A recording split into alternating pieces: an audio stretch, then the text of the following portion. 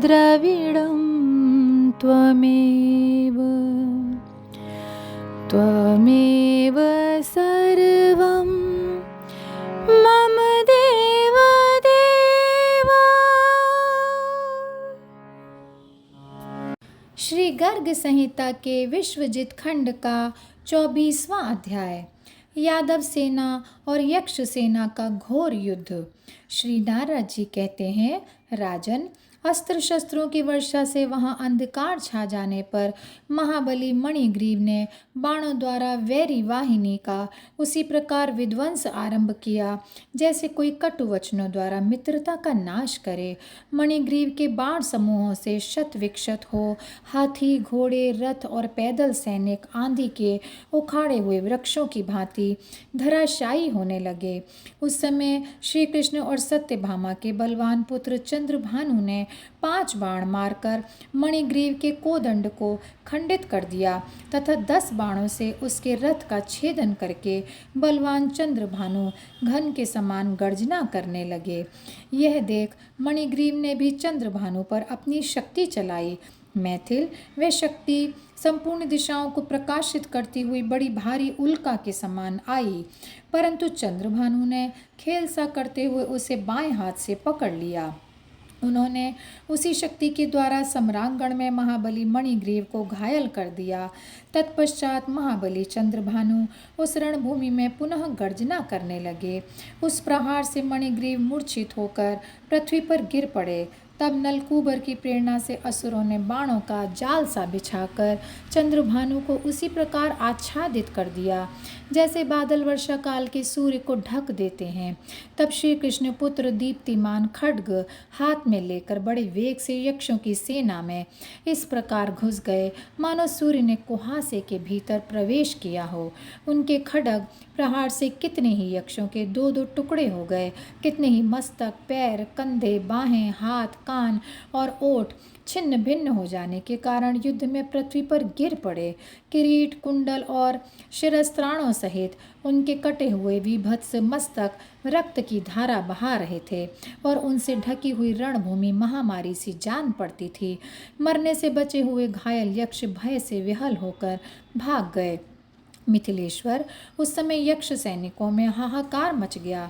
तब कवचधारी नलकूबर धनुष की टंकार करते हुए बहुत ऊंची पताका वाले रथ पर आरूढ़ हो वहां आ पहुँचे और डरो मत यों कहकर अपने सैनिकों को अभयदान देने लगे। नलकूबर ने 5 बाणों से कृतवर्मा पर, 10 बाणों से अर्जुन पर और 20 बाणों से दीप्तिमान पर प्रहार किया। राजन, तब महाबाहु कृतवर्मा ने अपने सिंहनाद से संपूर्ण दिशाओं को निनादित करते हुए 5 विशिकों द्वारा नलकूबर को करारी चोट पहुंचाई। वे बाण नलकूबर का कवच फाड़कर शरीर को छेदते हुए सबके देखते देखते धरातल में उसी प्रकार समा गए जैसे सर्प बाबी में घुस जाते हैं। कृतवर्मा के बाण से अंग विदीर्ण हो जाने के कारण नलकूबर को मूर्छित हुआ देख सारथी हेममाली उन्हें रणभूमि से दूर हटा ले गया। तब घंटानाद और पार्श्वमौली कुबेर के ये दोनों मंत्री अपने बाण समूहों से यादवों की उद्भट सेना को घायल करने लगे। गद्र पक्ष से युक्त सुनहले पंख और तीखे मुख वाले मन के समान वेगशाली उन दोनों के बाण सूर्य की किरणों के समान संपूर्ण दिशाओं को उद्भासित कर रहे थे। तदनंतर महावीर अर्जुन ने उन मंत्रियों के बाणों के उत्तर में बहुत से बाण चलाना आरंभ कर दिया। दोनों ओर चलने वाले बाणों के संघर्ष से युद्ध भूमि में हजारों विस्फुलिंग अग्निकर्ण प्रकट होने लगे। नरेश्वर, आकाश में खद्योतों की भांति चमकने वाले वे चंचल विस्फुलिंग आलात चक्र की भांति शोभा पाने लगे। रणदुर्मद वीर गांडीवधारी अर्जुन ने गांडीव धनुष से छूटे हुए विशिकों द्वारा उस समस्त बाण समूह को क्षण मात्र में काट गिराया। उन्होंने बाणों के समुदाय से 2 योजन के घेरे में पिंजरा सा बना दिया और बलपूर्वक उन दोनों मंत्रियों के ध्वजा सहित रथों को उस घेरे के अंदर कर लिया। वे दोनों मारे गए। यह जानकर समस्त पुण्य जन यक्ष तत्काल युद्ध छोड़कर हाहाकार करते हुए भाग चले। उसी समय करोड़ों भूतवृंद युद्ध भूमि में आ गए। राजन, कोटि कोटि डाकिनियां रणभूमि में हाथियों को उठा उठाकर फेंकने लगीं। मनुष्यों, घोड़ों तथा रथियों को पृथक पृथक मुंह में डालकर चबाने लगीं। एक एक मानव के पीछे एक एक भूत लगा था। 10 के साथ 10 भूत दौड़ते दिखाई देते थे। प्रमथ गणों ने खटवांग से बारंबार लोगों को मारा और गिराया। यातुधानियां रणमंडल में नरमुंडों को चबा रही थीं। वेताल गण खप्पर में बहुत सा रक्त ले लेकर पी रहे थे। विनायक नाचते और प्रेत गाते थे। कूष्मांड और उन्माद उस युद्ध भूमि में गिरे हुए मस्तकों का संग्रह करते थे। स्वर्गगामी वीरों के मस्तकों का उनके द्वारा किया जाने वाला वह संग्रह भगवान शिव की मुंडमाला बनाने के लिए था। मातृगण, ब्रह्म राक्षस और भैरव उस युद्ध में कटकर गिरे हुए मस्तकों को गेंद की तरह बारंबार उछालते, फेंकते हुए, हंसते, खिलखिलाते और अट्टहास करते। विकृत मुख वाले पिशाच बुरी तरह कूद फांद रहे थे। पिशाचिनियां युद्ध में बच्चों को गरम गरम रक्त पिलाती थीं और बच्चों को आश्वासन देते हुए कहती थीं, बेटा मत रो, हम तुम्हें इन लोगों की आंखें भी निकाल निकाल कर दे देंगी। इस प्रकार भूतगणों का बल बढ़ता हुआ देख बलदेव जी के छोटे भाई बलवान गद गधा में हाथ लेकर मेघों के समान गर्जना करने लगे। लाख भार की उस मौरवी गदा से गद ने उस विशाल भूत सेना को उसी प्रकार मार गिराया जैसे इंद्र वज्र से पर्वतों को धराशायी कर देते हैं। गदा की मार से मस्तक फट जाने के कारण बहुत से कूष्मांड, उन्माद, वेताल, पिशाच और ब्रह्म राक्षस मूर्छित होकर भूमि पर गिर पड़े। गद ने सम्रांगण में डाकिनियों के दांत तोड़ डाले, प्रमथों के कंधे विदीर्ण कर दिए, यातुधानों के मुख छिन्न भिन्न कर डाले। राजन, गदा से रौंदे गए प्रेत 10 दिशाओं में उसी तरह भाग चले जैसे प्रलय काल के समुद्र में भगवान वाराह की दाढ़ से अंग भंग होने के कारण दैत्य पलायन कर रहे थे। भूतगणों के भाग जाने पर वीरभद्र सामने आया।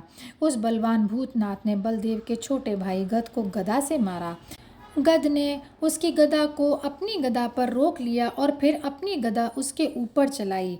मैथिलेश्वर, वीरभद्र और गद में बड़ा भयंकर गदा युद्ध हुआ। वे दोनों ही गदाएं आग की चिंगारियां छोड़ती हुई परस्पर टकरा कर चूर चूर हो गईं।